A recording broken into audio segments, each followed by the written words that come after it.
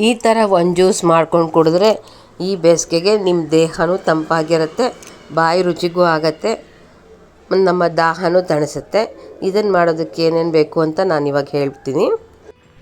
ರುಚಿನೂ ಅಷ್ಟೇ ಚೆನ್ನಾಗಿರುತ್ತೆ. ಈ ಜ್ಯೂಸು ಮಾಡೋದು ಸುಲಭ ಇರುತ್ತೆ, ನಾವು ಮಾಡಿಟ್ಕೊಂಡು ಆವಾಗವಾಗ ಬೇಕಾದ್ರೆ ಉಪಯೋಗಿಸ್ಕೋಬೋದು.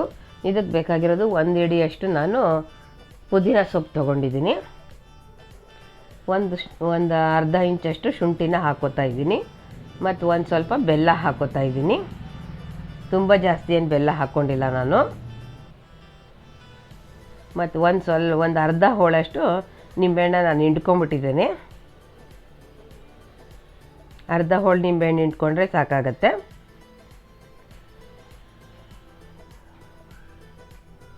ಮತ್ತು ಇದನ್ನು ಗ್ರೈಂಡ್ ಮಾಡ್ಕೊಂಬಿಡೋಣ. ನಾನು ಗ್ರೈಂಡ್ ಮಾಡ್ಕೊಂಡು ಬಂದಿದ್ದೀನಿ. ಇದನ್ನು ಒಂದು ಬಟ್ಲಿಗೆ ಹಾಕ್ಕೊತೀನಿ. ನಮಗೆ ಎಷ್ಟು ಜ್ಯೂಸ್ ಬೇಕೋ ಅಷ್ಟನ್ನು ನಾನು ನೀರನ್ನೇ ಸೇರಿಸ್ಕೊಂಡು ಸೋಸ್ಕೊಂಬಿಟ್ರೆ ಇನ್ನೂ ಚೆನ್ನಾಗಿರುತ್ತೆ. ಇದಕ್ಕೆ ಒಂದು ಸಣ್ಣ ಪಿಂಚಷ್ಟು ನಾನು ಪಿಂಕ್ ಸಾಲ್ಟ್ ತೊಗೊಂಡಿದ್ದೀನಿ. ಇದು ಆಮ್ಚೂರು ಪೌಡ್ರು. ಇದು ಒಂದು 2-3 ಚಿಟಿಕೆಯಷ್ಟು ಆಮ್ಚೂರು ಪೌಡ್ರನ್ನ ಹಾಕ್ಕೋತಾ ಇದ್ದೀನಿ. ರುಚಿಗೆ ತುಂಬಾ ಚೆನ್ನಾಗಾಗತ್ತೆ ಇದು.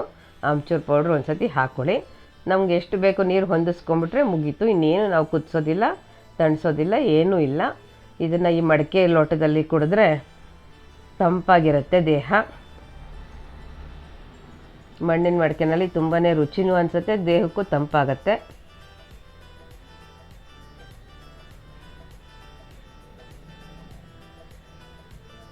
ನಾವು ಡ್ರೀಮ್ ಟ್ರೀ ಆಫೀಸಿಗೆ ಹೋದಾಗ ನಮ್ಗೆ ಇದರಲ್ಲೇ ಕೊಟ್ಟಿದ್ದರು. ಅದು ನಮಗೆ ತುಂಬ ಇಷ್ಟ ಆಗಿ ನಾನು ಇದನ್ನು ಜ್ಯೂಸನ್ನ ಪ್ರಿಪೇರ್ ಮಾಡಿಕೊಂಡೆ.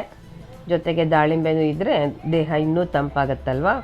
ಮಾಡ್ಕೊಂಡು ನೋಡಿ, ನಿಮಗೆ ಗ್ಯಾಸ್ಟ್ರಿಕ್ಕಿಗೂ ಒಳ್ಳೆಯದಾಗತ್ತೆ. ಈ ಜ್ಯೂಸ್ ಕುಡಿದ್ರೆ ಗ್ಯಾಸ್ಟ್ರಿಕ್ಕು ಆಗಲ್ಲ, ಮತ್ತು ಬಾಯಿ ರುಚಿಗೂ ತುಂಬಾ ಚೆನ್ನಾಗಿರುತ್ತೆ.